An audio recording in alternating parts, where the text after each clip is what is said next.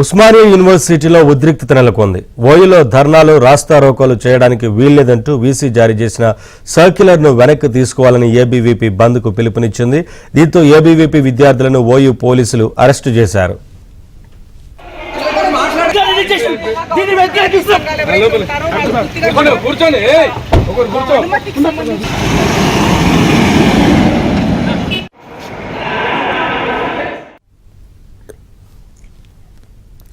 ఉస్మానియా యూనివర్సిటీలో ఉద్రిక్తత నెలకొంది. ఓయూలో ధర్నాలు రాస్తారోకోలు చేయడానికి వీల్లేదంటూ వీసీ జారీ చేసిన సర్క్యులర్ను వెనక్కి తీసుకోవాలని ఏబీవీపీ బంద్కు పిలుపునిచ్చింది. దీంతో ఏబీవీపీ విద్యార్థులను ఓయూ పోలీసులు అరెస్టు చేశారు.